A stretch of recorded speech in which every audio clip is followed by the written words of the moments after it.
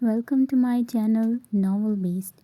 If you like its content, then please like, subscribe, and share its joy with others. Thank you. मुराद साहब की तबीयत के पेश नज़र अस्मा बेगम ने कल इनके साथ लाल हवेली जाने का फ़ैसला किया, लेकिन मुराद साहब अब एक लम्हे की भी ताख़ीर नहीं करना चाहते थे। वो हिम्मत करते बिस्तर से उठ खड़े हुए। अस्मा बेगम से शादी के बाद इनके जिस दोस्त के घर वो कुछ महीनों क़याम पजीर रहे थे, वो दोस्त भी अब इस शहर में ना होता। वो अपनी नौकरी के सिलसिले में बीवी बच्चों समेत दूसरे शहर जा बसा। यूँ मुराद साहब एक मुखलिस दोस्त से मीलों के फासले पर हो गए। अब वो और अस्मा एक दूसरे का सहारा थे। उन्होंने आज ही लाल हवेली पहुंचने की ज़िद की तो अस्मा बेगम भी मजबूर हो गईं। सुल्ताना के बेटे को बुलाकर उन्होंने इसके ट्रेन पर सवार करने के लिए कह दिया। चूँकि सुल्ताना ने खुद इनकी बहुत मदद की थी, सो इसके बेटे ने भी इनकार ना किया और इन्हें करीबी स्टेशन पर ले जाकर खानपुर जाने वाली ट्रेन पर सवार कर दिया। सुल्ताना ने इनसे पूछना भी चाहा कि आखिर वो अचानक क्यों और कहाँ जा रहे हैं, वजह क्या है। उन्होंने कुछ भी बताना मुनासिब ना समझा, बस गांव का नाम बताते हुए इतना कह दिया कि एक ज़रूरी काम से जा रहे हैं, जल्दी ही वापसी होगी। मुराद साहब और अस्मा बेगम की नज़रों के सामने एक बहुत बड़ा सवालिया निशान था, लेकिन वो एक दूसरे से नज़रें चुराए चुपचाप एक ही मंजिल की जानिब गामज़न थे। दिल के टूट जाने का अब मलाल क्या करना। पत्थरों की बस्ती में आईने तो टूटेंगे, आंधियों के मौसम में इस तरह तो होता है। खुशबुओं के फूलों से राब्ते तो टूटेंगे। आओ परहुरदार, हमें तुम्हारा ही इंतज़ार था। सालिक हैदर को देखते हुए महरोज़ साईं अपने महसूस बारोब लहजे में बोले। जैसा कि आप सब जानते हैं कि हैदर कल शहर गया था, लेकिन आज इसकी अचानक वापसी की वजह यह है कि ये हम सब की मौजूदगी में कुछ बात करना चाहता है। इस सिलसिले में आप सबको यहाँ इकट्ठा किया गया है। बोलो हैदर, क्या बात है। सबको इनकी मौजूदगी की वजह बताते हुए वो सालिक हैदर से मुखातिब हुए। वो चलता हुआ इनके सामने आ खड़ा हुआ और बीजान की तरफ देखा।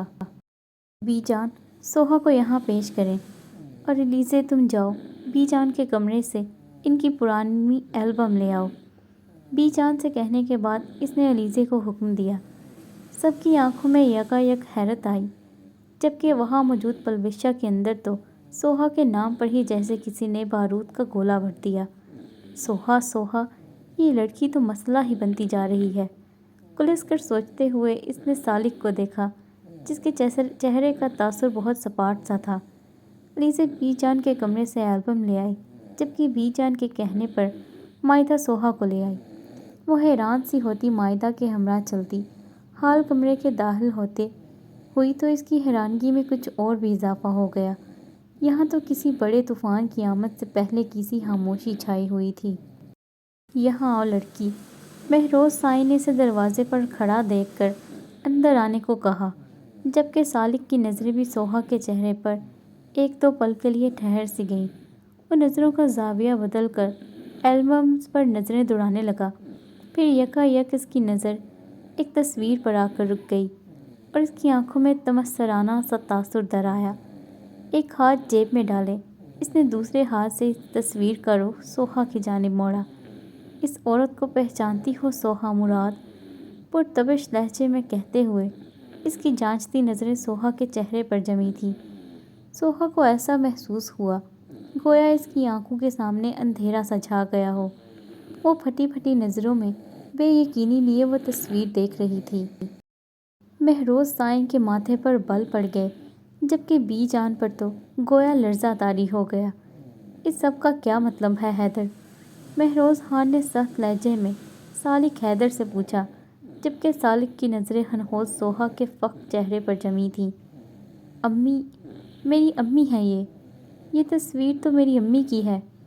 यकायक सोहा तड़प कर चिल्लाई तो वहाँ मौजूद तमाम नफूस की आंखें हैरत की ज़्यादती से खुल गईं। सोहा के मुंह से घुटी घुटी सिसकियाँ निकली। अस्मा बेगम की तस्वीर यहाँ हवेली में क्या कर रही थी? ये सारी बातें इसकी समझ से बाहर थीं।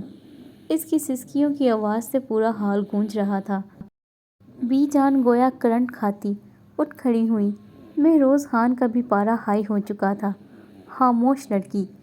مہروز سائیں کی گرجدار آواز پر سوہا کے آنسو آنکھوں میں ہی ٹھہر گئے۔ وہ باقی سب خائف سے ہو گئے تھے۔ یہ کیا تماشا چل رہا ہے حیدر؟ کون ہے یہ لڑکی؟ ابھی اور اسی وقت ہمیں سارے معاملات سے آگاہ کرو۔ انہوں نے غصے سے تھرکتی آواز میں اپنا حکم نامہ سنایا۔ یہ سب کیا ہے حیدر؟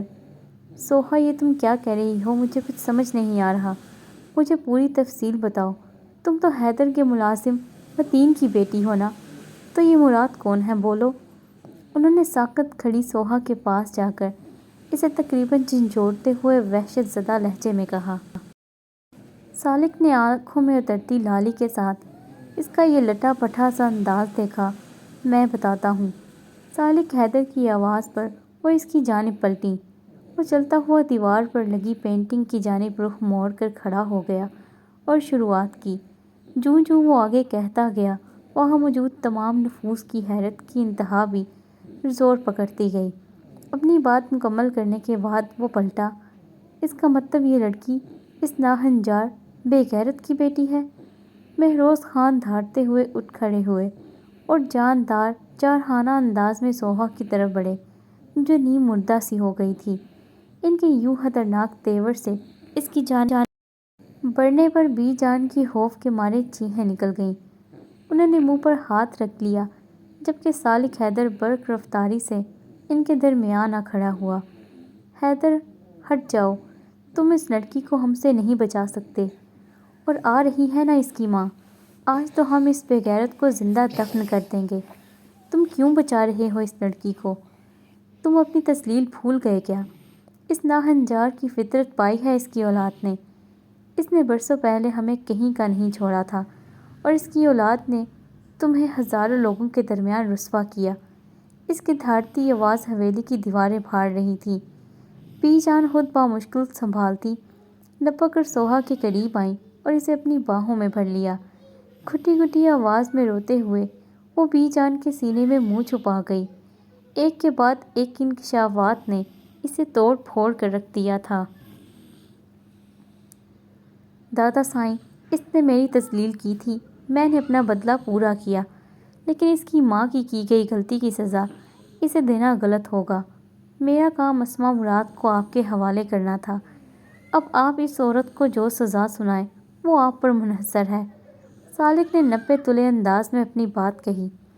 رخسار بیگم تعصب اور غصے کے ملے جلے تاثرات کے ساتھ بیٹے کو دیکھ رہی تھی جبکہ ایلیسا تو یہی سوچ کر خوش ہو گئی تھی کہ چلو اسی بہانے اس پیاری سی لڑکی کا کوئی تعلق تو ان سے نکل آیا۔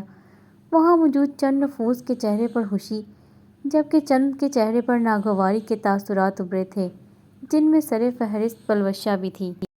مہروز خان کے چاروں بیٹوں کا حال بھی ان سے کچھ مختلف نہ تھا۔ وہ بھی خطرناک تیور سمیت اٹھ کھڑے ہوئے۔ ان کے نزدیک اسماء کی بیٹی ہونا ہی اس لڑکی کا سب سے بڑا اور ناقابل معافی جرم تھا۔ یا اللہ، اتنا بڑا انکشاف اور اتنا خوشیوں بھرا انکشاف، تیرا لاکھ لاکھ شکر ہے میرے سونے رب۔ سوہا میری تھی، میری چندہ خانم نے مہروز خان کی خون اندام نظریں خود پر محسوس کر کے بھی نظر انداز کرتے ہوئے سوہا کو خود میں بیچتے ہوئے کہا۔ یکایک انہیں محسوس ہوا کہ وہ کوئی جنبش نہیں کر رہی۔ انہوں نے دھڑکتے دل کے ساتھ اسے خود سے جدا کیا تو وہ ان کے بازو میں ہی لڑک گئی۔ سالک حیدر کے دل کو یکدم ہی کچھ ہوا تھا۔ اس کا ٹوٹا بکھرا انداز اس کی ذہنی حالت کی تباہی کی نشاندہی کر رہا تھا۔ ایک دو روز کا صدمہ ہو تو سہ لیتے، ہم کو ہر روز کے صدمات نے رونے نہ دیا۔ سوہا میری بچی، بی جان تڑپ کر اس کے چہرے تھپتھپاتی اسے آوازیں دینے لگی، لیکن دوسری جانب جامد خاموشی تھی۔ لمبی پلکیں یوں آنکھوں پر سایہ فگن تھیں گویا کبھی نہ اٹھنے کا تہیہ کر لیا ہو۔ سالک حیدر کا دل ڈوب کر ابھرا۔ اس نے چاہے جتنا بھی خود سے عہد کیا تھا کمزور نہ پڑنے کا، در حقیقت اب اس کی زندگی کی سب سے بڑی اور واحد کمزوری ہی سامنے ہوش و حس سے بیگانہ وجود میں تھی۔ مہروز خان غصے سے بل کھاتے حال کمرے سے باہر نکلے اور گلا پھاڑتے ہوئے ملازم کو آواز دی۔ آج تو ان کے جاؤ جلال دیکھتے ہوئے ملازمین پر اپنی اپنی شامت آنے کا خوف طاری تھا۔ انور بھاگتے ہوئے حکم کی تعمیل کو ان کے قدموں میں گر گیا۔ لے جاؤ اس لڑکی کو اور استبل میں قید کر دو، اور خبردار ہمارے حکم سے انحراف کی کسی نے کوشش بھی کی تو اس کا حال بھی اس لڑکی سے مختلف نہ ہوگا۔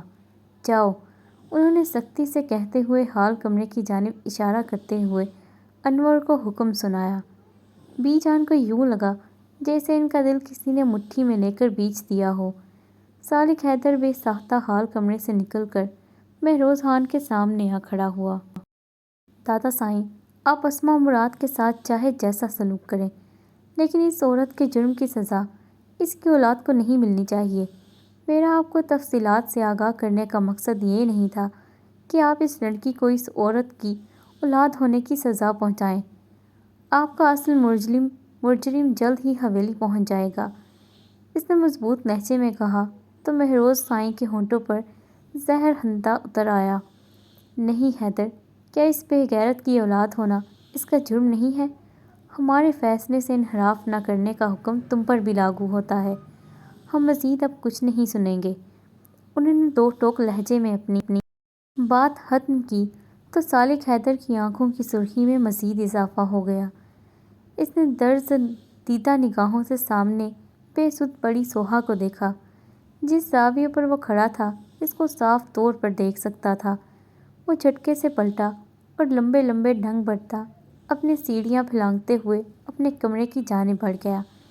ان کے حکم پر انور ہال کمرے میں صوفے پر بے ہوش و حرص سے بیگانہ سوہا کو اٹھا کر جیسے ہی کمرے سے باہر نکلا، بی جان تڑپتی ہوئی اس کے پیچھے ہی باہر نکلی۔ نہیں سائیں، ایسا نہ کریں، یہ ظلم ہے سائیں۔ اس معصوم کا اس میں کوئی قصور نہیں ہے۔ آپ کی اولاد ہے یہ، آپ کی نواسی ہے، کچھ رحم کریں خدا کے لیے۔ بی جان اونچی آواز میں روتی ہوئی بولی۔ فضول بحث نہیں، وہ چنگاڑتے ہوئے بولے تو بی جان بے بسی سے آنسو بہاتی وہیں کھڑی رہ گئی۔ مہروز خان دم دم کرتے باہر نکل گئے۔ ہنس کم جہاں پاک، مزہ آ گیا آج تو۔ پلوشہ کمرے میں داخل ہوتے ہوئے ہاتھوں کو جھاڑتی آرام سے بیڈ پر بیٹھ گئی۔ جبکہ اس کی بات پر اس کے ہمراہ کمرے میں آئی علیزے نے تعصب سے دیکھا۔ پلوشہ آپی، اس میں خوشی منانے والی تو کوئی بات نہیں۔ سوہا آپی بیچاری تو بے قصور ہیں۔ آج جو کچھ ان کے ساتھ ہوا ہے، میں تو ان کے لیے بہت دکھی ہوں، اور میں ان کے لیے دعا گو بھی ہوں کہ دادا سائیں کو ان پر اور ہماری پھپھو پر رحم آ جائے۔ یہ حیدر لالا بینا، کیا ضرورت تھی بیچاری کو اغوا کرنے کی؟ لیکن اللہ پاک کے ہر کام میں کوئی مصلحت ہوتی ہے۔ اگر وہ ایسا نہ کرتے تو ہمیں کیسے پتہ چلتا کہ وہ ہماری کزن ہے؟ علیزے کی بات پر پلوشہ کو تو پتنگے لگ گئے۔ سوہا آپی، بہت خوب علیزے، تمہیں شرم نہیں آتی اس کی حمایت کرتے ہوئے؟ اس کی ماں حویلی سے بھاگ گئی تھی۔ وہ لڑکی اس عورت کی بیٹی ہے جس سے یہاں سب نفرت کرتے ہیں، مت بھولو۔ مجھے تو یہ سوچ کر غصہ آ رہا ہے کہ حیدر سائیں اس لڑکی کے دفاع میں کیوں بول رہے تھے۔ دادا سائیں نے اسے جو سزا دی ہے وہ اس کی مستحق ہے۔ پلوشہ تنکتے ہوئے جتانے والے انداز میں بولی۔ ان کی ماں آپ کی بھی کچھ لگتی ہیں۔ آپ چاہے جتنا انکار کریں، لیکن حقیقت یہی ہے، اور آپ کا اندازہ سراسر غلط ہے۔ یہاں سب ان سے نفرت نہیں کرتے، آپ کو ہی ان سے پتہ نہیں کیا پرابلم ہے۔ پہلے بھی آپ نے ان پر چوری کا الزام لگایا تھا، جبکہ وہ الزام جھوٹا تھا۔ علیزے نے منہ پھٹ لہجے میں کہا اور کمرے سے باہر نکل گئی۔ پیچھے پلوشے تو بس دانت پیستی رہ گئی۔ رات کے کھانے پر سب ہی خاموش تھے۔ ہر کوئی دل میں ہزاروں سوال لیے چپ چاپ اپنی اپنی پلیٹ پر جھکا ہوا تھا۔ بی جان نے بامشکل خود کو سنبھالا اور شکوراں کے ہاتھوں چپکے سے سوہا کا کھانا استبل میں بھجوا دیا۔ حویلی کی خواتین استبل میں نہیں جا سکتی تھیں، ادھر صرف ملازمین یا مرد حضرات کو ہی جانے کی اجازت تھی۔ سالک حیدر خان لان میں سگریٹ سلگائے بیٹھا ہوا تھا۔ اندر کی جلن کم کرنے کا واحد ذریعہ یہی تھا۔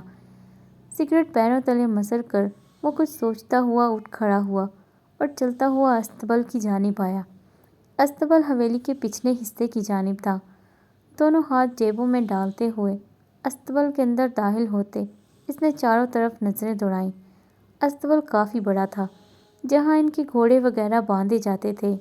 یکایک اس کی کانوں میں گھٹی گھٹی سسکیوں کی آواز آئی تو وہ بے اختیار ذرا آگے بڑھ گیا، تو مطلب وہ ہوش میں تھی، اور پھر وہ اسے دکھائی دی، اجڑے بکھرے حلیے سمیت زمین پر گھٹنوں میں سر دیے بیٹھی۔ وہ اپنی قسمت پر نوحہ گناہ تھی۔ اس کے قریب رکھا کھانا بھی جوں کا توں پڑا تھا۔ سالک نے جلتی آنکھیں اس پر ٹکا دیں۔ اس کی آنکھوں میں واضح اضطراب اتر آیا تھا۔ قدموں کی چھاپ پر اس نے دھیرے سے سر اٹھایا تو سامنے کھڑے سالک حیدر کو دیکھ کر نفرت کی شدت سے اس کا پورا جسم نیلا ہو گیا۔ وہ ایک جھٹکے سے اٹھ کھڑی ہوئی۔ کیوں آئے ہو یہاں سالک حیدر خان؟ میری بے بسی کا تماشا دیکھنے آئے ہو؟ ظالم گھٹیا انسان، تم نے مجھ سے سب کچھ چھین لیا، تم نے مجھے برباد کر دیا ہر لحاظ سے، تم نے مجھ سے میری ماں باپ کا بدلہ لینے کے لیے مجھے اغوا کیا، تم اپنی نفرت میں اس قدر اندھے ہو گئے ہو کہ تم نے میرے بیمار باپ اور میری مجبور ماں خیال تک نہ کیا۔ میں تمہیں کبھی معاف نہیں کروں گی، کبھی نہیں۔ بے تحاشا روتے ہوئے وہ چلا کر بولی، اور وہ مکمل خاموش کھڑا اسے دیکھ رہا تھا۔ تم نے کیوں کیا ایسا؟ جواب دو۔ میری امی تو میرے بابا کے ساتھ بہت خوش ہیں، تم لوگ کیوں ان کی جان کے دشمن بنے ہوئے ہو؟